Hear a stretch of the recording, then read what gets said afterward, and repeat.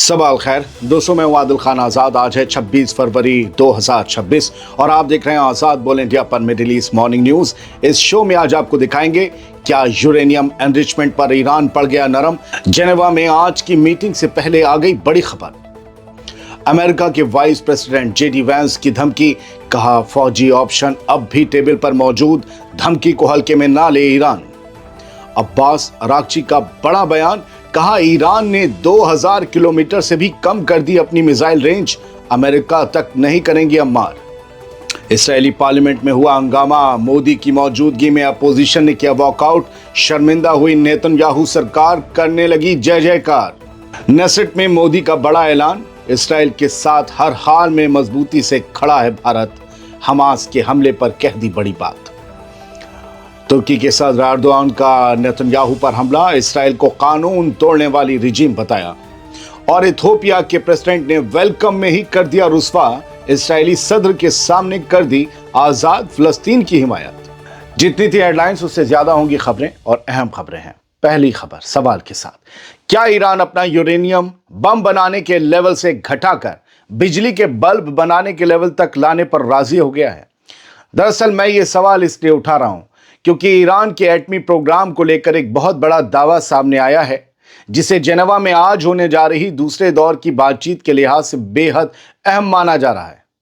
Clash report जैसे एक भरोसेमंद मीडिया हाउस ने एक अरब डिप्लोमेट के हवाले से लिखा है कि ईरान अपने यूरेनियम एनरिचमेंट के लेवल को 60% तक घटाकर 3.6% तक लाने के लिए तैयार है, यानी वही लेवल जो 2015 के समझौते में तय हुआ था, 60 से सीधा 3.6।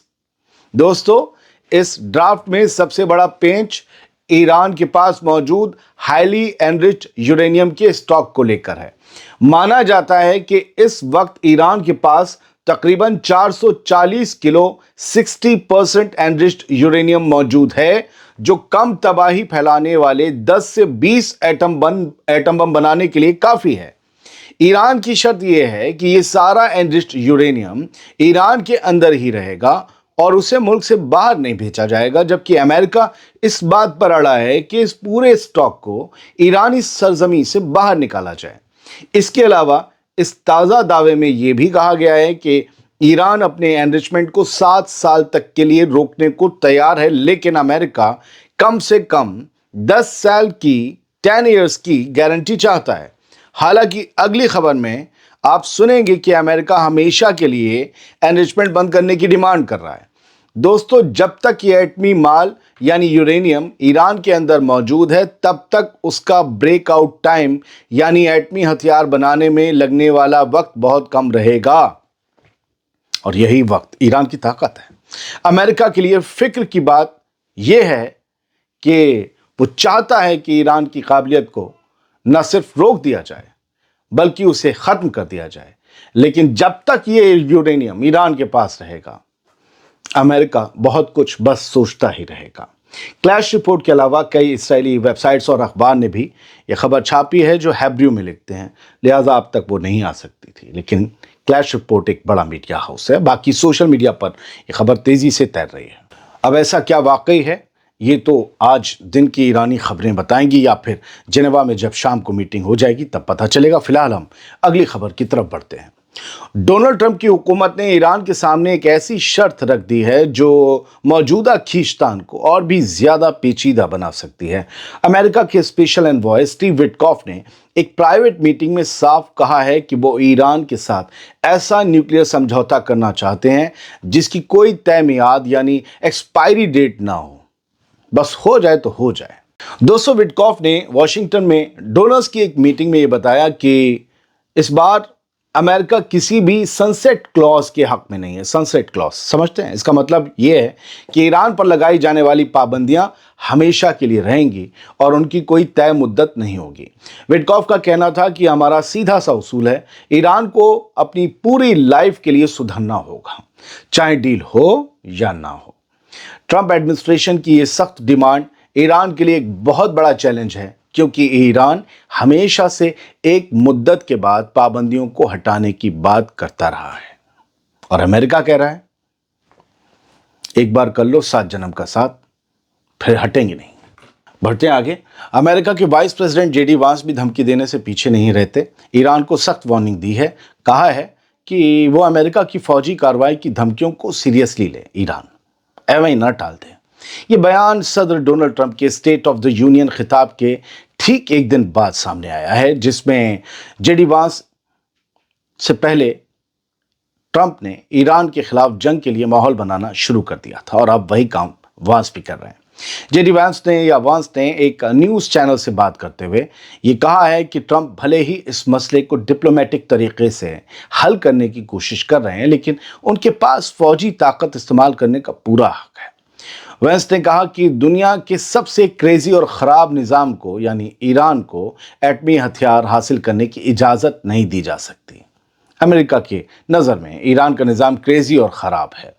दोस्तों, मिडिल ईस्ट में अमेरिकी फ़ौज के बढ़ते जमावड़े के बीच कल ट्रंप ने कांग्रेस में, अमेरिकी पार्लियामेंट में दावा किया था कि ईरान ऐसी मिसाइल डेवलप करने की कोशिश कर रहा है जो सीधे अमेरिका पर हमला कर सके, यानी जिसकी रेंज अमेरिका तक हो। लेकिन अगली खबर आपको बताएगी कि ईरान ने इस बारे में क्या किया है, क्या कहा है। अगली खबर एक सवाल के साथ शुरू होती है कि क्या ईरान ने अमेरिका के दबाव में अपनी मिसाइलों की रेंज कम करने का फैसला कर लिया है, या ये एक डील हासिल करने की ईरानी चाल है। दबाव या चाल, आइए समझते हैं ये बड़ी खबर क्या कह रही है। और दोस्तों, ये ईरान की मेहर न्यूज़ एजेंसी में ही 25 फरवरी की रात को छपी है खबर, और ये खबर चौंकाती है। खबर के मुताबिक ईरान के फॉरेन मिनिस्टर अब्बास अरागची ने एक इंटरव्यू में साफ कहा है कि ईरान ने जानबूझकर अपनी मिसाइलों की रेंज 2000 किलोमीटर से कम रखी है। उन्होंने उन तमाम दावों को फेक न्यूज़ बताया जिनमें कहा जा रहा था कि तेहरान यानी ईरान ऐसी लॉन्ग रेंज मिसाइलें बना रहा है जो सीधे अमेरिका तक पहुंच सकें। दरअसल ये दावा खुद डोनाल्ड ट्रंप ने एक दिन पहले ही किया था, जो हमने आपको पिछली खबर में भी बताया। अब्बास अरागची ने कल रात जेनेवा रवाना होने से पहले एक इंटरव्यू में कहा कि अमेरिका की पॉलिसी, यहाँ तक कि सदर डोनाल्ड ट्रंप के फैसले भी ईरानी समाज से सीधे राब्ते के बजाय गलत फहमियों और बाहरी असर की वजह से लिए गए फैसले लगते हैं। उन्होंने कहा कि ट्रंप फेक न्यूज़ का शिकार हो गए। अरागची ने मौजूदा दुश्मनी की जड़ें 1979 के इनकलाब से जोड़ी, जिसने अमेरिका के हिमायती शाह पहलवी की हुकूमत को ख़त्म कर दिया था। ईरानी फॉरेन मिनिस्टर ने जोर देकर कहा कि उनका मिसाइल प्रोग्राम सिर्फ डिफेंस और डेटरेंस के लिए है, ना कि दुनिया के लिए कोई खतरा है। उन्होंने इसराइल पर इल्ज़ाम लगाया कि वो इस पूरे रीजन में, इस पूरे खित्ते का एक अकेला ऐसा प्लेयर है, एक वाहिद प्लेयर है जो जंग चाहता है, अमन नहीं, जो जंग चाहता है। अरागची के मुताबिक पिछले जून की जंग के दौरान भी ईरान ने सिर्फ अपनी सेल्फ डिफेंस के लिए अपनी मिसाइलों और ताकत का इस्तेमाल किया था, हमला नहीं किया था, हमले का जवाब दिया था, और वो आगे भी अपनी डिफेंसिव काबिलियत को कायम रखेगा, ये ईरान की तरफ से कहा गया है। अब चलते हैं इसराइल। कल इसराइल में प्राइम मिनिस्टर नरेंद्र मोदी की स्पीच के दौरान हंगामा हो गया। अपोजिशन ने वॉकआउट कर दिया और मोदी के दोस्त नेतन्याहू की हुकूमत को भारी शर्मिंदगी उठानी पड़ गई। इस शर्मिंदगी को ढकने के लिए शोर भी मचाया गया, मोदी मोदी के नारे लगाए गए। भारत के वजीर आज़म के इसराइली पार्लियामेंट यानी नेसेट में खिताब के दौरान एक ऐसा वाक़या हुआ जिसका तसव्वुर भी नहीं किया जा सकता था और जिसे अक्सर भारत का मेन स्ट्रीम मीडिया का एक बड़ा तबका नज़रअंदाज कर देता है। मैं इसे ज़ॉम्बी मीडिया कहता हूं, जो हमेशा हिंदू मुसलमान की जहरीली डिबेट कराता है जिसमें वो झगड़ते हैं। इसराइली मीडिया के मुताबिक जब ओहाना और वॉर क्राइम्स का मुलजिम नेतन्याहू जॉइंट स्पीच के लिए खड़े होने वाले थे, तो इसराइली अपोजिशन के मेंबर्स ने पार्लियामेंट से इस तरह वॉकआउट कर दिया। ये आप भारतीय चैनल्स में पता नहीं देखे ना देखे। दोस्तों, मुझे गुस्सा इस बात का है कि ये वाकया उस वक्त हुआ जब हमारे प्राइम मिनिस्टर, भारत के वजीर आज़म नरेंद्र मोदी वहां मौजूद थे। किसी को ऐसे उठकर नहीं जाना चाहिए था। एक तरफ जहां इसराइल की हुकूमत ये दिखाने की कोशिश कर रही थी कि भारत उनके साथ मिलकर एक खास एक्सिस का हिस्सा बन रहा है, वहीं दूसरी तरफ अपोजिशन ने पार्लियामेंट छोड़कर इस पूरे मंजर को बेहद शर्मिंदा करने वाला बना दिया। और उन्होंने ऐसी हिमाकत की, जानबूझकर की, और बता दिया कि इसराइल के अंदर ही एका नहीं है तो बाहर के लोगों को जोड़कर वो क्या ही कर लेगा इसराइल। अपोजिशन के मेंबर्स के बाहर जाते ही रूलिंग पार्टी के लोगों ने जोर जोर से तालियां बजानी शुरू कर दी नेतन्याहू के अलायंस ने, और मोदी मोदी चिल्लाना शुरू कर दिया ताकि इस शर्मिंदगी को और वॉकआउट के हंगामे को दबाया जा सके और इंडियन प्राइम मिनिस्टर के सामने हुई इस एम्बेरसमेंट को कम किया जा सके। वजीर आजम, प्रधानमंत्री हमारे नरेंद्र मोदी वहाँ मेहमान के तौर पर मौजूद थे और अपोजिशन का ये रवैया, ये बिहेवियर दिखाता है कि खुद इसराइल के अंदर नेतन्याहू की पॉलिसीज को लेकर कितनी सख्त नाराजगी और दरार मौजूद है। मैं फिर कहूँगा, मुझे ये सब पसंद नहीं आया। बढ़ते आगे, प्राइम मिनिस्टर नरेंद्र मोदी ने इसराइली पार्लियामेंट को खिताब करते हुए क्या कहा है वो जान लीजिए। उन्होंने कहा है कि इसराइल के साथ भारत मजबूती से खड़ा है। ये ऐलान है मोदी का। मोदी ने 7 अक्टूबर के हमले को वहशियाना हमला भी करार दिया है। भारत के वजीर आजम नरेंद्र मोदी ने अपने इसराइल दौरे के पहले दिन वहां की पार्लियामेंट नेसेट को खिताब किया।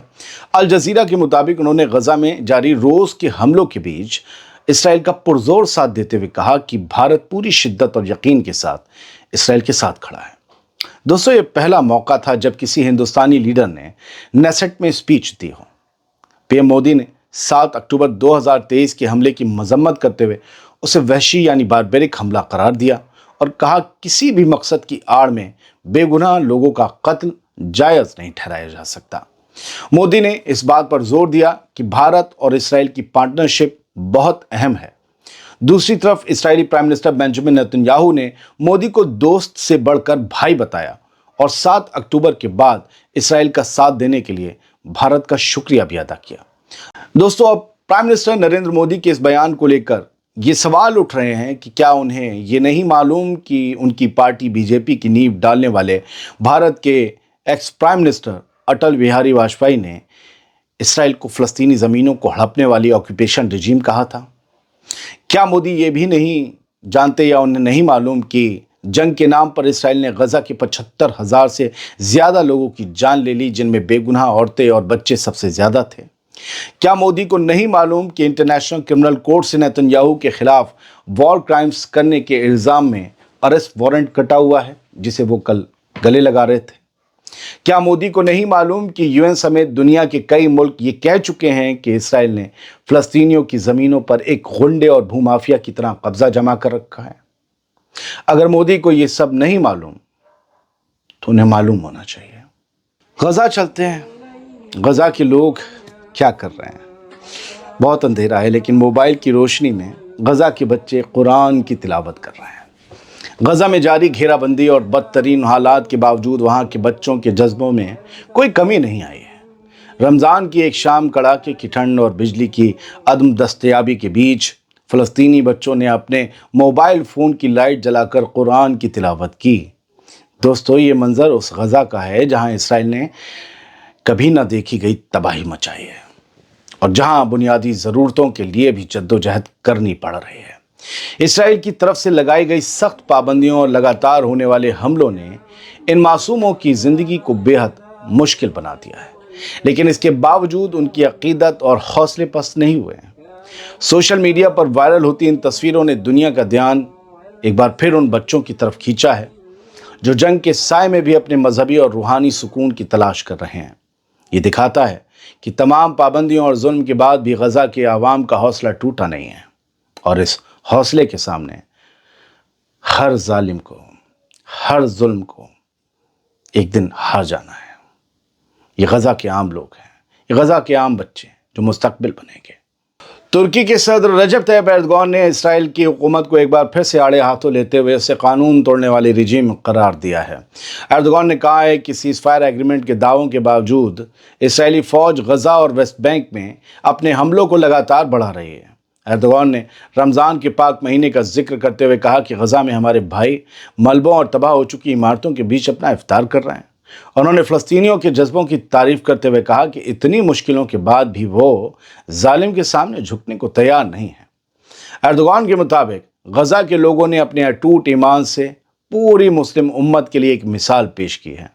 एर्दोगान ने इंटरनेशनल कम्युनिटी से भी अपील की है कि वो इसराइल के इस मनमानी भरे रवैये और जुल्म को रोकने के लिए कुछ ठोस कदम ज़रूर उठाएं।